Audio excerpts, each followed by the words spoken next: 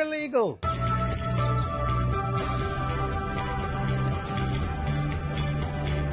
So our night of political debate starts now on BBC One with David Dimbleby. Tonight finds us in Stirling, and welcome to Question Time.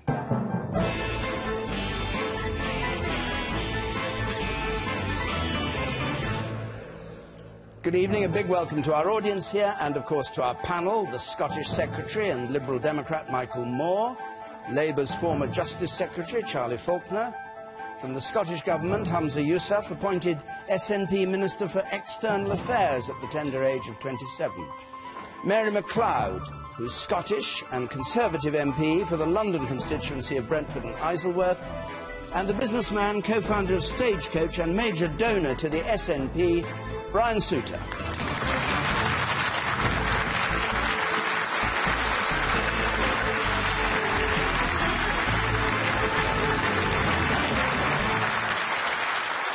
Thanks very much. Our first question from Tom McGee, please. Tom McGee.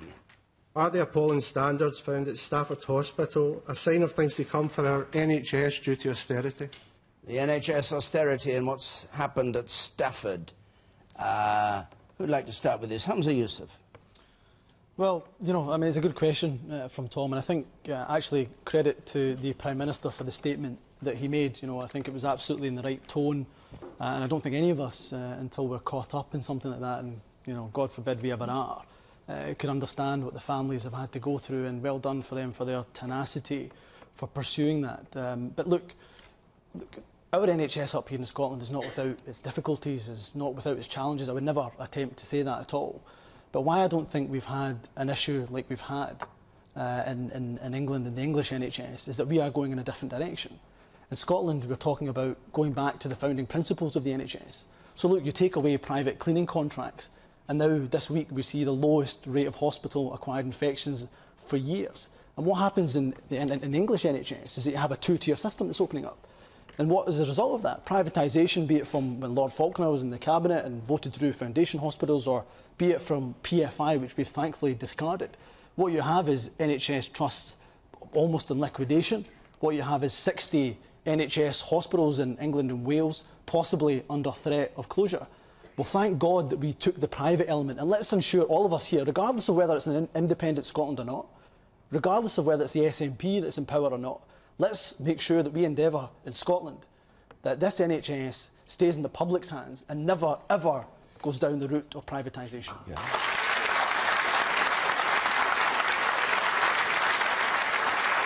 So, I'll come to you, Charlie Falconer, because it was under Labour that these things happened at Stafford. What do you say to what he says? Robert Francis is the guy who looked into it. He wasn't saying it was to do with privatisation. It was to do, ultimately, with a hospital which abandoned all the most basic principles of care and compassion. Okay, and he... Charlie, it did say on page 19 of the report, if you read it very clearly, that the focus was there in terms of getting the hospital up to foundation trust status. Yeah, so foundation hospitals did play a part. You can't The way you put it, Humza, was you were saying it's to do with privatisation. Foundation hospital status is about giving a hospital greater autonomy. But what Francis described in this is absolutely appalling. There's absolutely no getting away from it.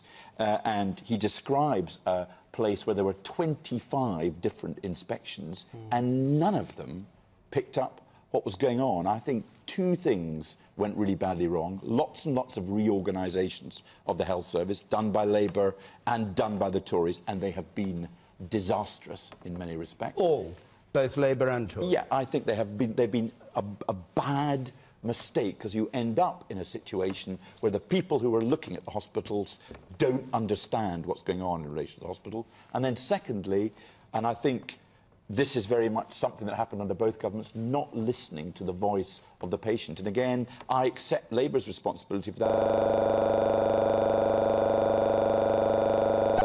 Wasn't listened to, and as a result, you get those appalling things that happened in mid-Staffordshire. What do you say to the point that Francis made? Not about privatisation, but the failures were in part due to a focus on reaching targets. That was a Blairite thing, your old friend.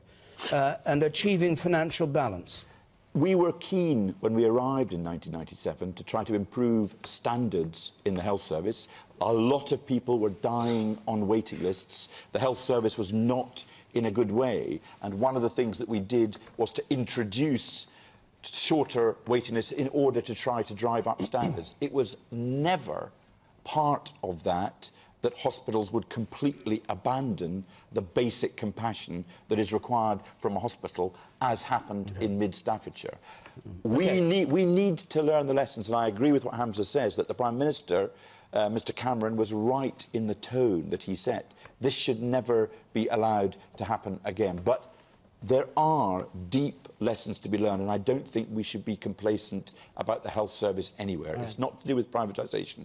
It's to do with the sorts of pressures that was referred to in the question by Tom. The man in green there, Yousaf. Most of us who go for work on a regular basis, we succeed or fail on our own basis. You politicians are there as our representatives, and you are the people who must do something about fixing it. I don't see why we as the public will let people go off into a sunset with a pension. These people who failed us, the people, can go off with a big fat pension. You people want to take responsibility. That's what we need to see. You mean you want to see people sacked as a result of this? Those who've done wrong, certainly. I ran a small business. I succeeded or failed on my own efforts. I didn't rely on a big bureaucracy. Okay. The people who work at the bottom, the people who have, when I've been in hospital, have given me great service, the nurses and the doctors. Why aren't they doing it? What are the local health boards doing? These are meant to be elected people. Michael Moore, the question is about whether it's a sign of things to come because of austerity in the NHS. Well, first of all, let me just echo what Charlie Humza have said, that collectively we are just staggered and appalled at what happened in mid-staffs and the suffering of the individuals and the long, long campaign that the families have had to go through to get to this point where this report, with its 290 recommendations, has just systematically stripped away not just about individuals but about a culture in a hospital, and that was very, very badly wrong and needed fixed. And we will study all of those recommendations very, very carefully indeed and publish a response to them as quickly as possible in the course of the next month.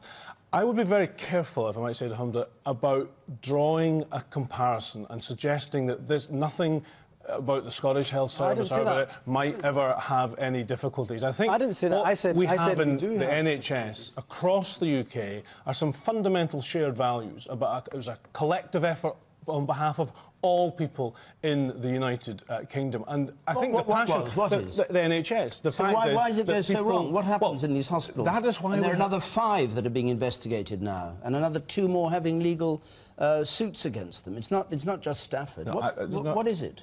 The critical thing, and what we must now reflect on post this Staffordshire report, is exactly what is wrong with the culture. Where have we failed? The teamwork that was required to be there, the support from nurses to doctors. No, just to get... Surely it's discipline that's needed, not teamwork, isn't it? Actually, it's about... the control, not teamwork. It's about making sure we have an NHS where the nurses, the doctors, the clinicians, all those who support them, from the cleaners through to the managers, are all dedicated to ensure the best quality care for everybody who comes through those hospital doors. Now, clearly, and we have seen it, people have suffered very badly as a result of this. We need to make sure that across the country, whether it's here in Scotland or anywhere else in the UK, we live up to the highest standards and the values of the NHS, which still remain important to us to this day.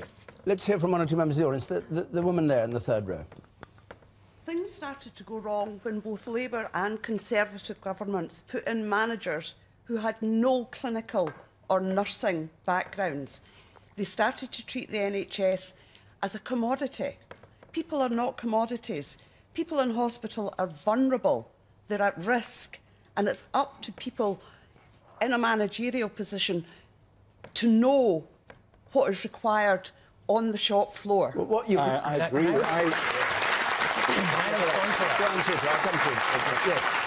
Brian, you want to respond to that? I'd really like to respond to that point. I think you've actually hit the kernel of the problem, because what has happened over the last 20 years is we've been obsessed with putting professional managers and consultants into the health service.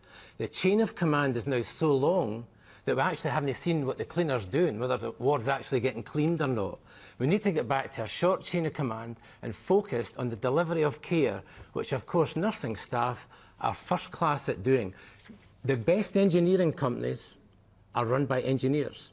The best science opportunities that I've invested in have been run by good scientists, and a good health service needs to be run by clinical specialists who understand the job. The nurses and doctors need to be given the power to operate the hospital.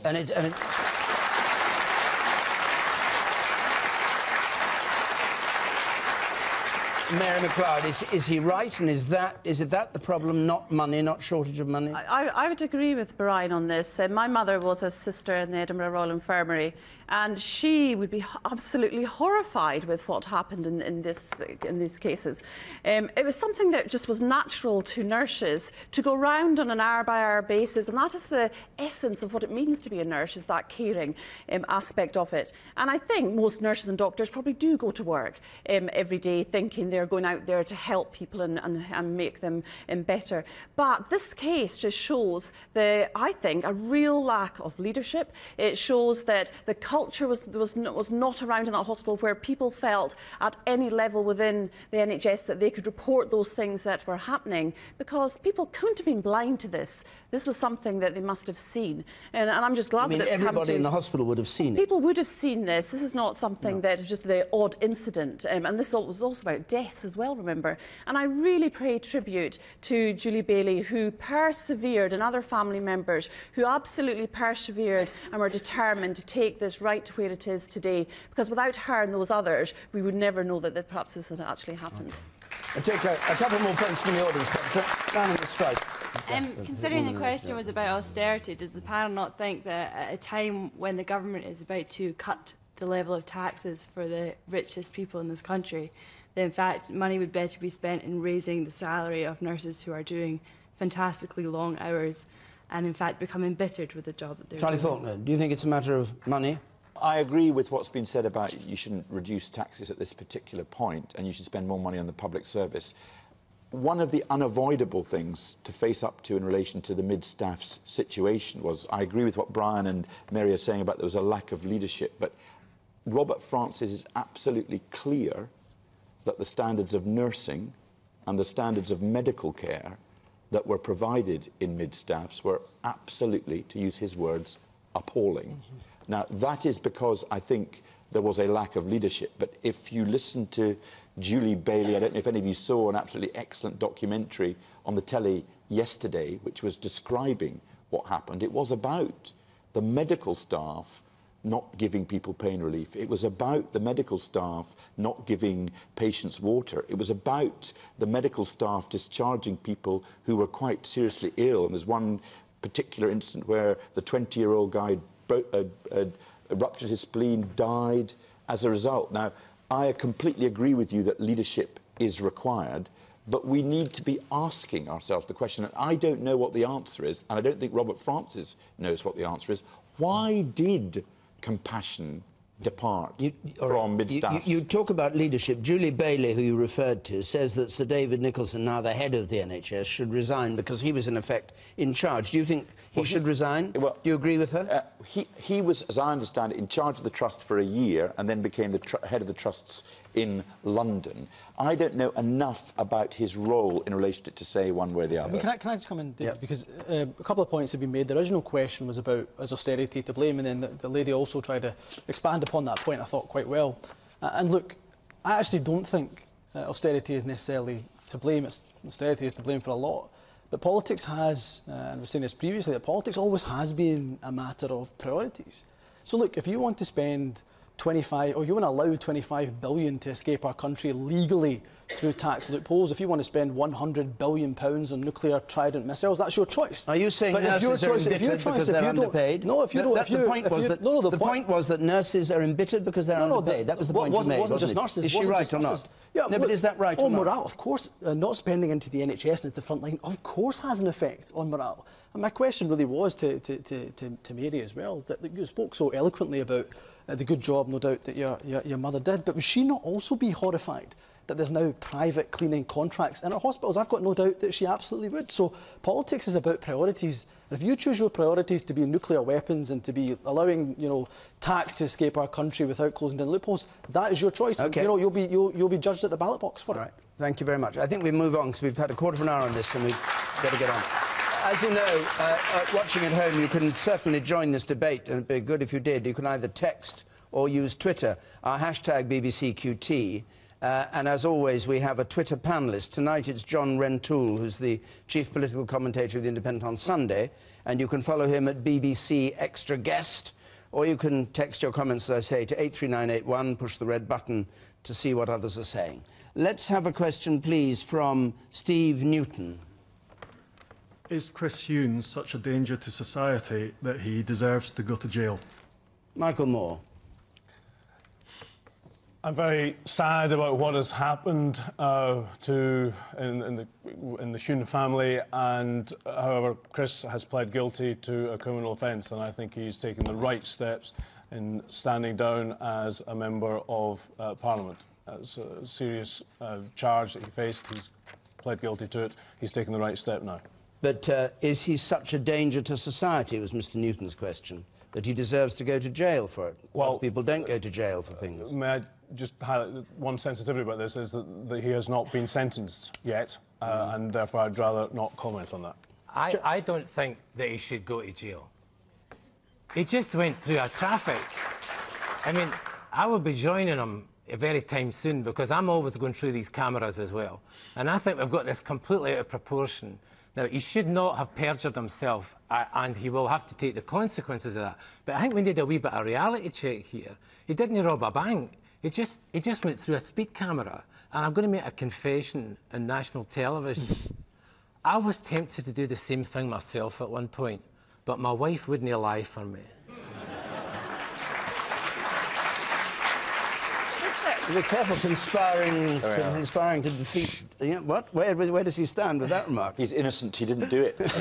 He tried to. He tried to, but he didn't do it.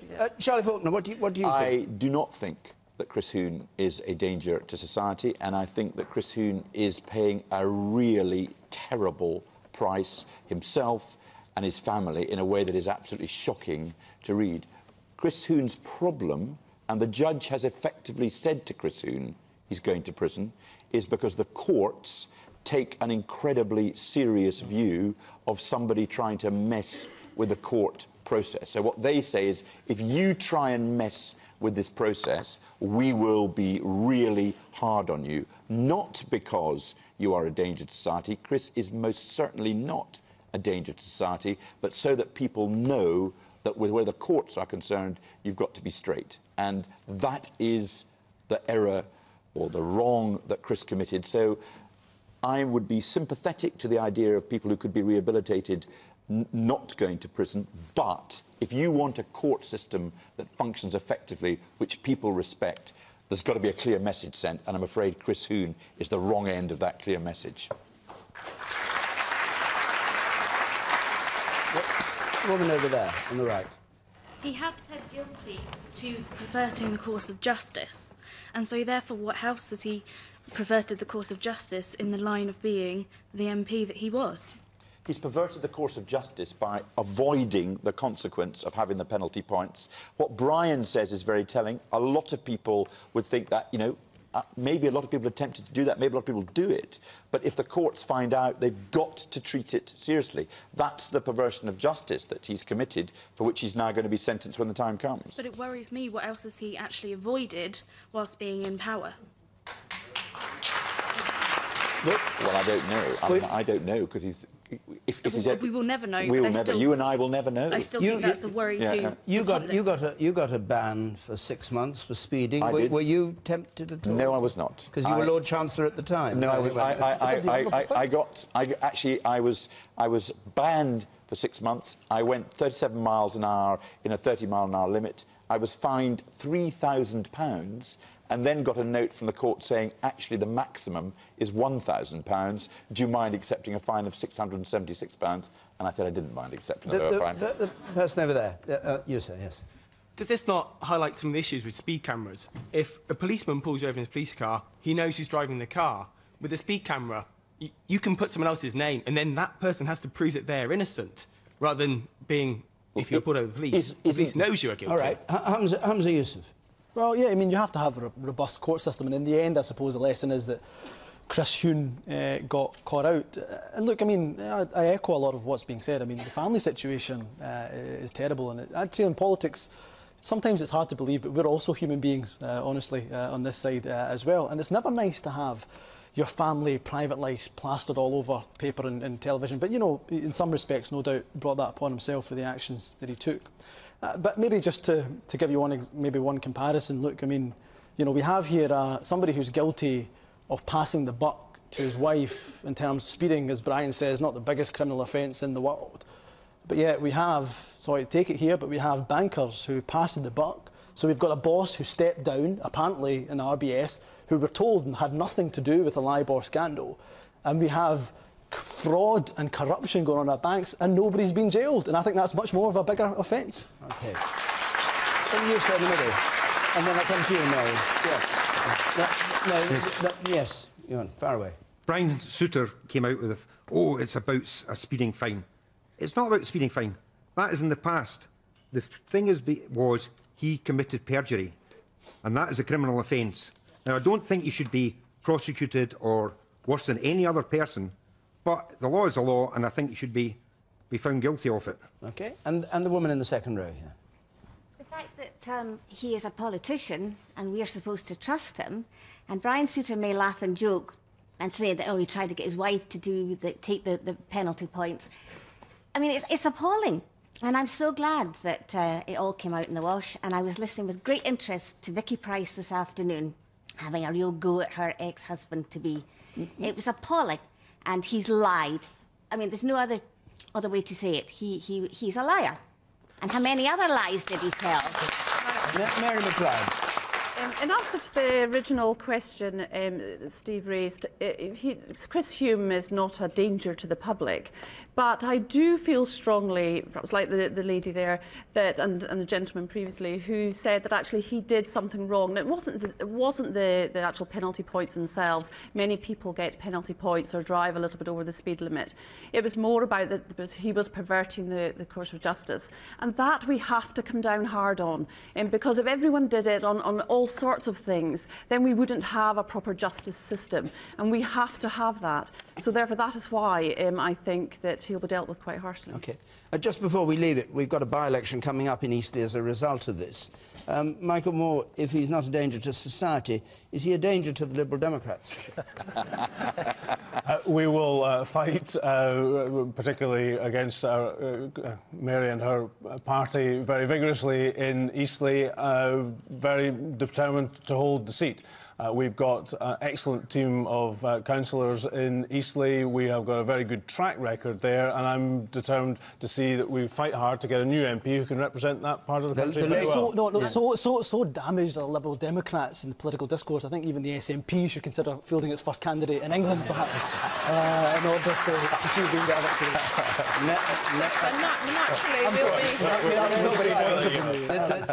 victory. Lord Ashcroft did a poll, and it shows the Tories in the lead there. Do you think Tories will take it? We will absolutely work hard to take it. I think it'll be a good fight there. But it's absolutely important in these by-elections that it's always difficult, I think, for a government to win a by-election. But we will put absolutely everything in it to try and win that by-election, because then we can absolutely get another MP in Eastleigh that can stand by the Conservative principles and deliver all the changes with it we're doing across the country. And how's this battle going to sound between you and the Liberal Democrats? As we hear you day after day saying how close you are and what you've done for the country. And well, hang on. We're two very distinct parties. You're going to fight? Absolutely. Tell us about it. It'll be a good old-fashioned political scrap, but confident as we are as Liberal Democrats that our vision of wanting, a stronger economy, a fairer society, making sure we can enable everybody to get the chance to get on in life, that vision of the future for the United Kingdom is the one that people in Eastleigh and other parts of the UK will want to endorse. So we will fight very vigorously, very positively, and look forward to the outcome in a few weeks' time. So you'll be saying these are things we want but aren't getting at the moment? Well, we are in a coalition. We're in a coalition that came together because of the terrible mess that Charlie and his colleagues left us after the last election, which we have been putting right over the last 3 years. That, in the national interest, has been essential, but we remain two very distinct parties. OK. Charlene Lawrence, please. Charlene Lawrence. What do you make of recent polling which suggests that support for Scottish independence is at its lowest level since the creation of the Holyrood Parliament in 1999? The latest figure from the Scottish Association saying that the support for independence is now less than a quarter of the Scottish electorate, 23%. Brian Souter, you're a great funder of the SNP. What do you make of the apparent collapse of the interest in independence? Well, I think you have to be very careful with these polls because they do change a lot, and a lot depends what question you ask as to what number you get. You're absolutely right about that. Like, do you want to be independent or not? One question.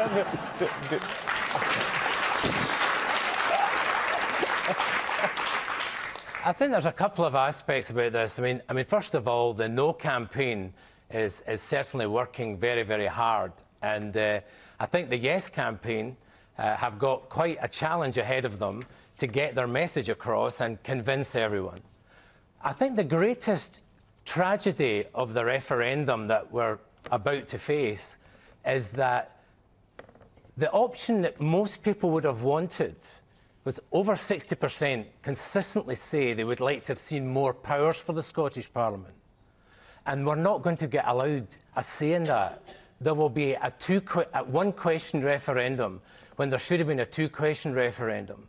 And therefore, we're not really getting much choice in this. We're getting presented with a death or glory referendum, and that's the choice that we've been given. And that's an interesting prospect. And the No campaign wanted it this way because they feel it's the easiest way for them to prevent Scotland becoming independent. Wait a minute. Let's start with the facts here. Alex Salmond and the SNP won a majority in the Scottish Parliament. They had a manifesto commitment for a referendum on independence. And I think we're in a pretty unique situation here where a UK government has worked very closely with the Scottish government to help them deliver an election pledge. And that was very clear. And it is the issue we now need to resolve. Is Scotland better off on its own, going its own way, or staying within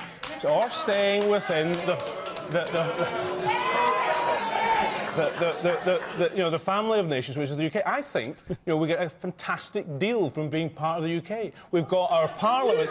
We have got our Parliament here in Scotland, which is able to decide the key issues about health and education and transport that matter every day of our lives, as well as ensuring that when we need to be part of a bigger country for defence, for our place in the world, and get all the benefits of the huge UK economy, we get that too. That is a great deal, and I think that's why most folk in Scotland want to stay part of the UK.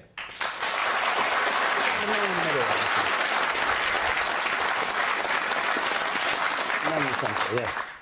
Nicola Sturgeon went to Ireland and looked at the Celtic kitten, and the European minister over there said, you won't get into Europe. The Czech minister said, you won't get into Europe. Manuel Barroso said, you won't get into Europe. And Alex Salmond won't give us a date for the referendum, and so people are losing faith in it. OK. Humza Yousaf. Yeah, well, and remembering the question is, why is it 23%, yes, the lowest level since Holyrood began? Yeah, and look, don't get me wrong. I mean, from those who are campaigning for independence in Scotland, we don't underestimate at all the enormity of the task ahead. It's a huge task ahead. The biggest electoral, campaign that we face in the 80 years of our history as a party. And polls do go up and down. I remember, the election that I got in 2011.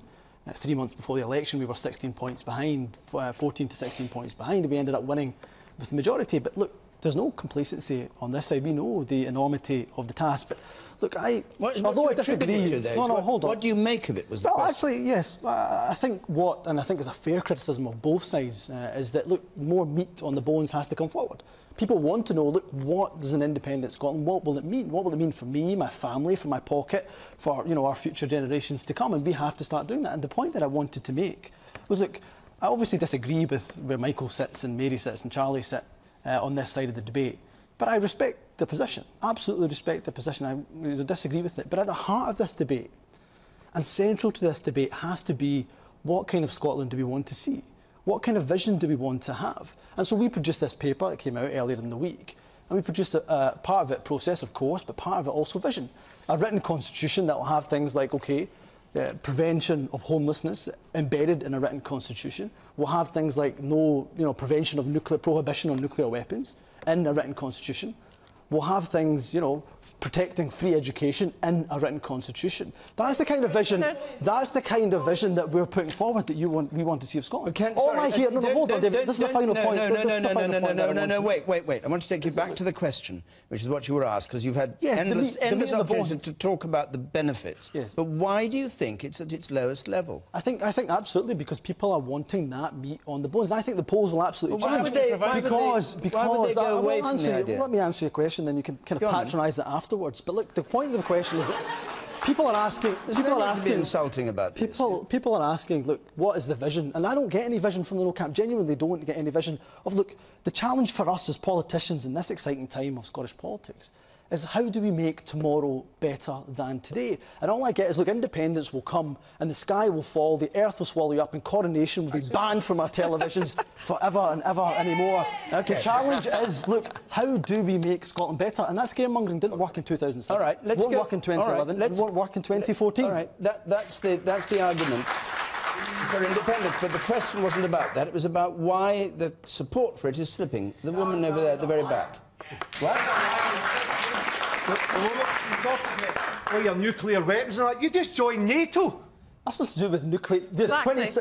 More than 2/3 of the members aren't nuclear states in NATO. All right, let's have a bit of order here. The woman at the back there, please. On the right, yes. That's you. I don't think it's possible for too much meat to be put on the bones at this point, because and it's all very well for the National Party to set out their vision, but surely if independence is achieved, their work is done, and it's then for us, the Scottish people, to take forward in our own democratic way how our country goes forward. So you think the issue of just yes or no is the right issue, do you? And then you can decide subsequently?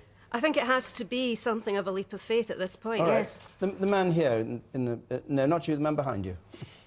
Yes. I came to Scotland 10 years ago. My children were all brought up and they were born in Scotland. I love this country. The issue I have is voting for something that I don't know what it really means. What does a yes, what does a no mean? I'm sorry, but the SNP has done nothing to clarify that question. So how can I vote for a yes if I don't know what that means? Charlie Falconer, what do you say? Is that the reason? I think it's an incredibly important issue for Scotland. The audience's reaction tonight is pretty significant. Presumably what is happening in part is as a result now of a date being fixed or a month being fixed for the referendum. No, Charlie. They've set the date when we'll become independent, but not told us when we'll get the chance to have the vote. 2014. I mean, come on. Tell us the date. You're misbehaving. An exclusive for question time. What's the date? The exclusive for question time is that we're producing a referendum bill that will go through Parliament, which will have the date. You've had years to find a date. This is coming from the Conservatives that have a 2017 referendum sometime in the future in 2017. I mean, come on, don't give me your hypocrisy. You were elected on an independence ticket. That's why you back to my understanding, though I'll be corrected by this cacophony of noise, is that it's been agreed that there's going to be a referendum in the autumn of 2014, and as a result, people are now focusing on the issue. And as a result of focusing on the issue, a number of things are emerging. First of all, the point made over there, which is that Mr Salmon can't be relied on in relation to what he says in relation to independence or not, and what the consequences are. Secondly, obviously, what will be the effect on Scotland of independence?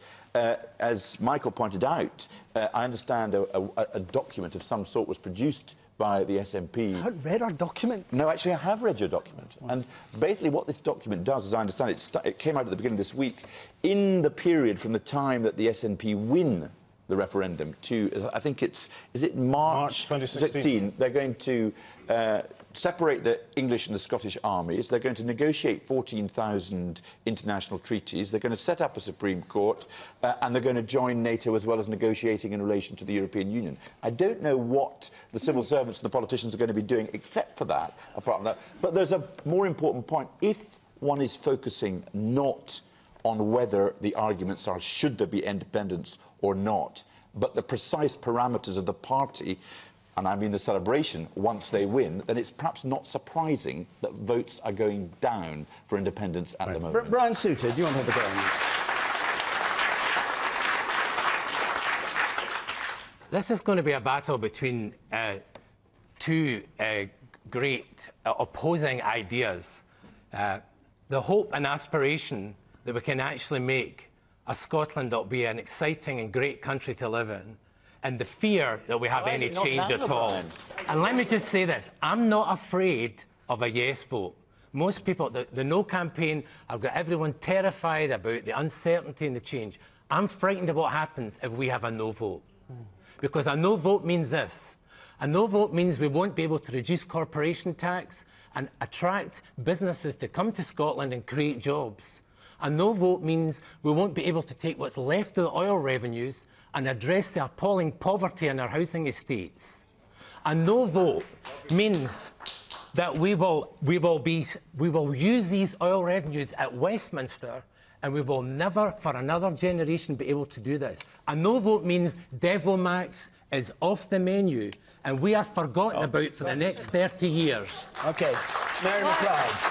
Then I come to one or two other members. I really hope the Scottish people vote no in this referendum because, I mean, I love my Scottish heritage. I went to school in the Highlands, I went to Glasgow University, and now I live in London. But you know, I'm proud that I'm Scottish and I'm proud that I'm British. And I think that's OK.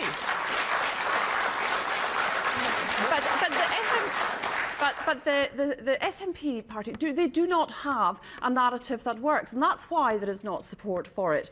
They haven't said what they're going to do on currency, what they're going to do about the armed forces. What are all those things going to be? You have not got a clear plan and narrative about how you're going to make those things work under a Scottish new government and an independent Scotland.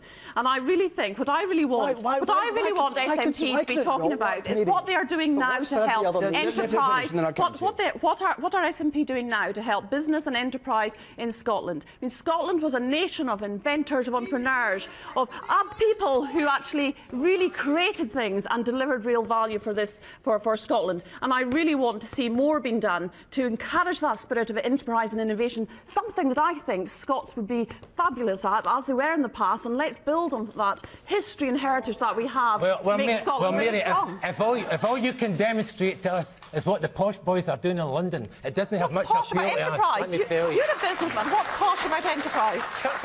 You made your way up that ladder. Enterprise and social care. These are the two things I want to hear some more members of the audience, enterprise. and then I'll come to you, Humza. The woman there in orange and brown or purple. I was going to say that a no vote will mean more years of Scotland living under the diktats of southern England and a Tory government. And we are fed up with it. Okay. Absolutely fed up with it. Second row from the back, yes, you. I want to know, why is the UK government adopting the ostrich approach to pre-referendum discussions? In what sense? In what sense that David Cameron stated that he doesn't want to talk about Scotland before the referendum. Briefly, Michael Moore, then after what matters is that over the next few months, we've got 18 months of fantastic argument to come. Each side sets out its vision for the future, sets out what it wants to see Scotland do in the future. We'll be starting that process as the UK government from Monday. And just in passing, let me deal with Brian's point about what no would mean. As a Liberal Democrat, I want to see more powers coming to the Scottish Parliament. It's one of the proudest votes I've ever cast was to create the Scottish Parliament back in 1998. Now we've got it. I think we've delivered more powers for it in the last year, and more can come in the future. But we as Scots have got to decide what it is we want for that Parliament and then fashion it. As far as the lady's point about the discussing things, we've got to set out what is going to happen in this referendum process, and of course from that we'll see how much of it can be speculated on and decided in advance and how much has to come afterwards. I meet with Nicola Sturgeon from time to time. We'll have discussions at the appropriate point. In the meantime, let's get on to the real issues, not the process issues anymore. All right. And we must move on a moment. But Humza Yousaf, it was said that the SNP hadn't got a narrative to explain. I don't want a shopping list of all the things you think you might do. OK. But can you explain what the SNP narrative is, what the main thrust of the argument is? I'll give you it in a sentence. I mean, I agree with that gentleman who made the point. Look, you know, we can't vote for something you don't know about. And so the absolute challenge for us in the next 19, 20 months, or how long it will be, that we absolutely put that information out there. The narrative is very simple, David. The narrative is, look, the people of Scotland know the interests of Scotland. And so, you know, when it comes to an independent nation, when it comes to any nation, it should be the people that have that country's interests at heart who make the decisions for that country. It's as simple as that. And just to address one or two very quick points, you know, you can be proud to be Scottish and proud to be British, Mary. For me, this has never been a question of identity. I come from a Pakistani Scots identity. For me, it's not about, you know, waving flags. I've said this before about waving flags. It's not about wearing the kill or eating shortbread. Yeah, incidentally, all things that I like doing.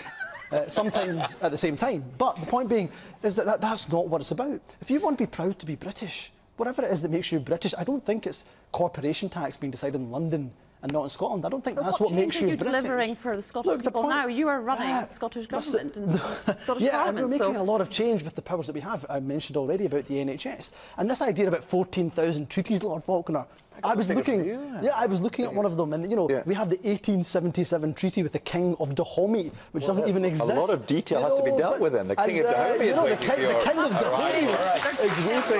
So, you know, with the entry of the King of Dahomey, I think we'll move on to another topic. Richard Burton, if I remember, went to Dahomey. Yes, went to Dahomey and paid homage. Richard Burton, the explorer, not Richard Burton, the actor, you understand. You've clearly read the treaty. A question, yes. A question from Emma Caldwell, please. A question from Emma Caldwell. How can the Conservative Party claim to want a fairer, more equal society when almost half their MPs oppose the same-sex couples marriage bill? More Conservatives opposed than supported the proposal for gay marriage. Mary Macleod, how can you claim to want a fairer society? Well, marriage is a very important institution in our country, even although I've never succumbed to it yet. But I Curious think this... verb to use. Succumbing to marriage. It sounds very attractive, Mary. Been enticed into marriage yet. Not like E. coli. But this was a serious question. And it was, for me, the whole issue around equal marriage was a difficult one for me. I was brought up with my father being a minister in a Scottish Presbyterian church, a strong Christian, and who believed that marriage was between a man and a woman. And so my view going into this was that I absolutely wanted complete protection of religious freedom, because if something is about someone's faith, they have to be able to do that and express their faith in worship and what they do. So we had to absolutely protect that. And legally, that is what we have done with the bill. But on the other side, we also have to look at, as you rightly said, Emma, about equality and fairness. And I felt that certainly in state marriage, we already have a civil marriage. And in that civil marriage, given that homosexuality is legal in this country, we cannot discriminate on things that are legal. So we cannot discriminate, and I don't believe in discrimination, and I fight hard for equalities. But we shouldn't discriminate on race, on background, on sex, on gender, and therefore that is why I supported it. But I do think the core part of all of this was, and I do understand that in terms of the question, that a lot of Conservatives didn't feel comfortable with it, and that was largely, I think, on the basis of faith. But, you know, MPs voted for what they believed in. We had a really fair, I think, and measured debate. And I think we both understood people's positions. And I want that to continue in our country. It's really important that people can have their own faith, express that faith, and still be respected for it. And how, sorry, just get back to the question that Emma asked. How do you explain the Conservative Party as a fairer, wanting a fairer, more equal society, when more Conservatives voted against than voted for, after what you said about wanting a fairer society in the way you defined it? Yes, I mean, it was almost about half the party, but still slightly more against. 136 against and 127 in favour. There wasn't much in it, so it's a very split vote. I think it's because this is a difficult, this is a very difficult thing, equal marriage. It's something that is based about faith. So I think it's not something that necessarily people see as not being about equality, but it's about something they feel really passionately about in terms of their religion. Charlie Falconer. Your question was, how can the Conservative Party say it's for a fairer and juster society if over half its MPs didn't vote for gay marriage? Mary did vote for gay marriage. She's doing her best to try and defend her party, but the answer is they can't claim to be in favour of a fairer and juster society. It was David Cameron who brought the bill to the House in the first place. But half the party voted against it. I think most people would be in favour of people who are gay being treated in exactly the same way as people who are heterosexual, and that includes being able to express their love for one individual through marriage, which is what heterosexual people have been able to do for a long, long time, and it's discriminatory against them. Yes, I accept that there are some faiths that say they don't want to do it, and they shouldn't be forced to do it, but there are a lot of people that are using faith as an excuse to express what are effectively discriminatory views, by which I mean they think gays are in some way inferior, therefore they want to oppose gay marriage. And I fear that's what was happening in quite a lot of the Tory vote against gay marriage. I respect the views of very many people guided by faith, but faith should not be an excuse for a more pernicious view, in my view.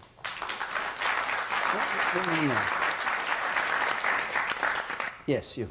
I think it's right if two people want to live their lives together, that they should be allowed to live their lives together, and it shouldn't be they shouldn't be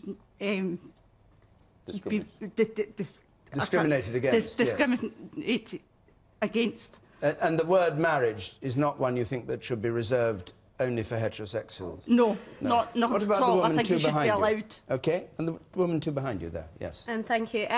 I just think that in the 21st century, really should is it right that we should be looking at the Bible for social policy? I'm a Catholic, I was brought up a Catholic, but I have absolutely no problem with gay couples being allowed to marry. I think that when you we are discriminating by not allowing them to marry. That is a form of discriminating. And when you do that, it's always going to create that sense of unfairness. And it isn't fair. So going back to that first question, I think that it's not fair for the Conservatives to be voting against us. Brian Souter. I think for a lot of people this isn't an equality issue, it's a morality issue. And that's why it's a difficult subject. And I think it's important that we respect everyone's views on it. I personally think that equality is very important, but I think it's delivered in the civil partnership. And I supported civil partnership because I felt there was an equality issue, that gay couples weren't getting the rights that other couples had. What about gay but there Christians? Can I finish? There are many people in the gay community who don't see this as a priority. And there are many... That's nonsense. There are many people in the gay community that actually support traditional marriage. Christopher Biggins is one who said that he believed that marriage was a union between a man and a woman, primarily for bringing up family. Rupert Everett said he thought that children needed a mother and a father. After he said that, he got death threats, right? Now, I think you've got to have sort of some kind of sense of perspective on this. Now, if we go ahead with this, which it looks like it's going to happen, we just need to think through some of the unintended consequences. I don't think this is such an important issue for a lot of people, if I'm being honest. It's a but if we massive put this in issue. place... Why shouldn't we follow countries like Canada and here. Denmark that have an enlightened view and allow people to marry in a church if they wish to, regardless of their gender? We need to work out what the social morass is going to be in Scotland, and we need to take it at our speed and do it in our way.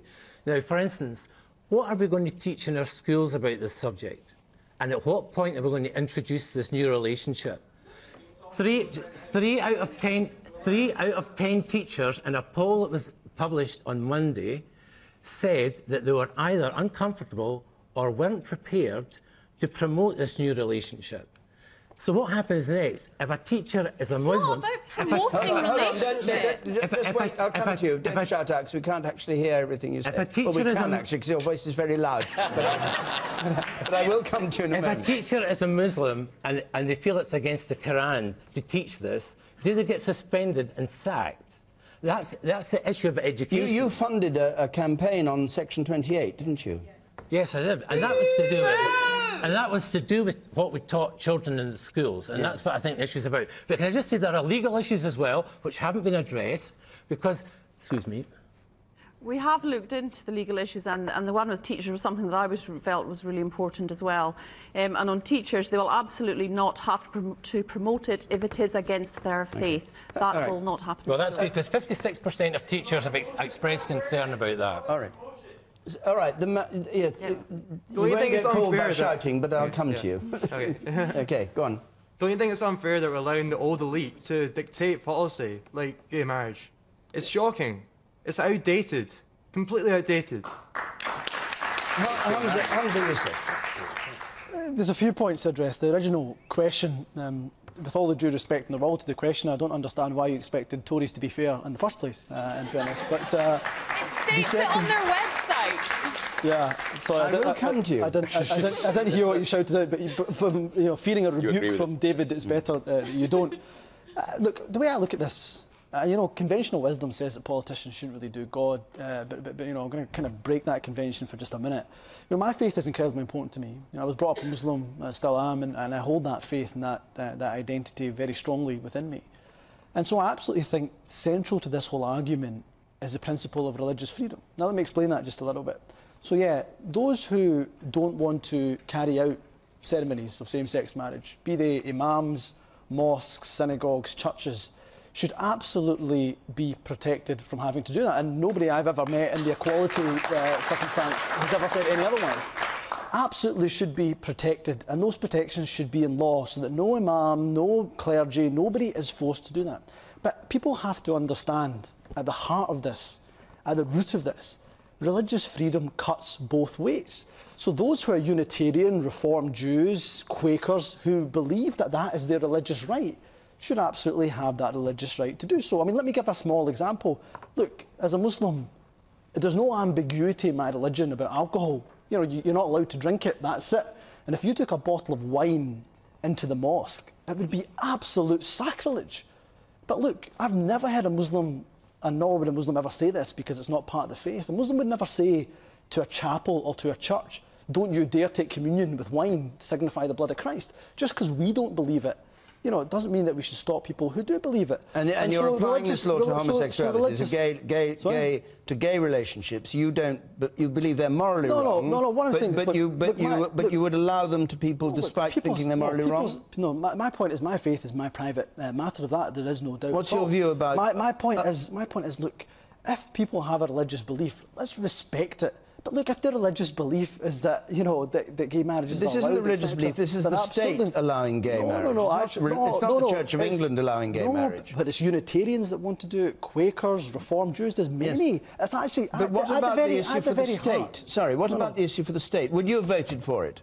that's coming up to Scotland. Will you vote for it? Well, it depends what the consultation comes forward with, of course, because there are issues about protecting for the teachers. I thought it was SNP policy to go for it. Absolutely. And so I've said, look, if religious freedom is protected, then absolutely, you know, why should I stop a church that wants to celebrate same-sex marriage? All right. Just because if my mosque or my faith doesn't believe in it, doesn't mean that I should be stopping people of another faith. I'm going to go to the woman who was shouting out an awful lot about Canada, but just, do you want to say something now to the microphone? There's no need for it. I'm lost for words now. Yeah, I thought you would be. No, I think, in all seriousness, that the Conservatives need to remove the statement that they believe in a fairer, more equal society for all, regardless of sexuality, gender and race, because, as this vote has proven, they clearly don't. Michael Moore. Half of them do. Half voted for it. Michael Moore. As a Liberal Democrat, I was very proud to vote in favour of gay marriage this week. I think this is a vote that reflects the attitudes across society. It reflects the changes that have happened over the last few decades. And fundamentally, when two people love each other and they want to make the commitment to each other through marriage, I don't think the state should be telling them that they cannot do it because they happen to be the same sex. So it's really important that we give that equality, while also respecting that those of particular religious faiths, or who feel their interpretation of their religious faith, because most religions, as I understand it and look at it, are quite divided, that those who feel strongly about it are given the freedom not to be involved. And the important point, as David has been saying, is this is about the state sanctioning marriage, and I think it's a major step forward and one we should all celebrate. And can you explain what the difference is legally between a civil partnership and the thing that you spent a whole day debating in the House of Commons called marriage? Interestingly, I don't think I will try a technical definition, but perhaps... more important one is about the status. Clear understanding that marriage is the highest form of recognition for a partnership between a man and a woman up until now, and from henceforth for two men or two women who choose to make that solemn declaration to each other. Why should they not have the same status as everybody else who's been privileged to be allowed to get married and stay married for as long as they wish? So that is, for them, a very high status, and everybody should enjoy it. It is the words. In effect. There are no major legal differences between a civil partnership and a gay marriage. In a marriage they will take vows, which they don't in a civil partnership, and that's almost about it. The other little bit is on a form they would previously have had to say they were single, because there's not usually a box for a partnership, and so in a way you're lying, so you're saying you're single rather than married. So why can't heterosexual couples who don't want to get married have a civil partnership? That's a very good question. I've never actually heard anybody say they wanted that rather than marriage. Well, I have. We've had people. We've had people in question who don't like the idea of marriage, what you called succumbing to marriage earlier on. They don't want to succumb to marriage. They just want to be joined for tax reasons and, you know, and it's not possible.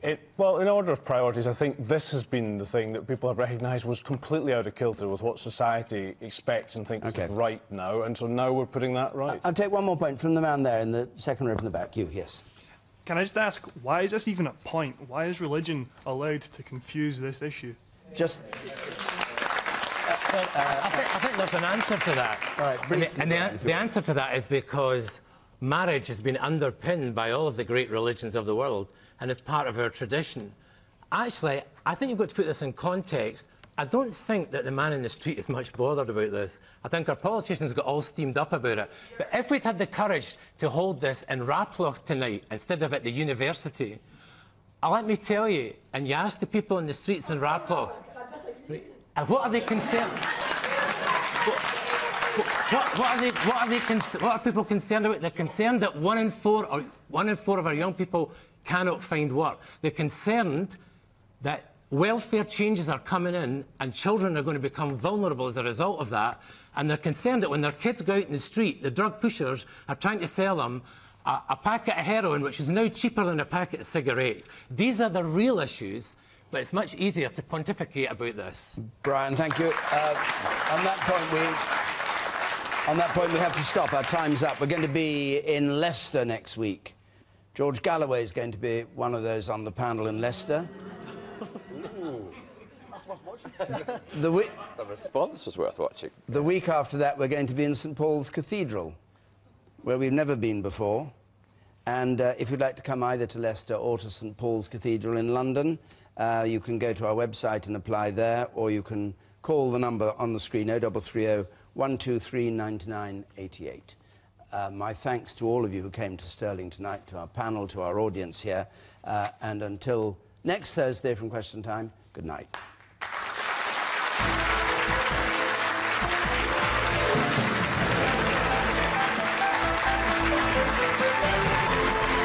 It's a marriage of political programmes made in heaven tonight on BBC One. This week is up next.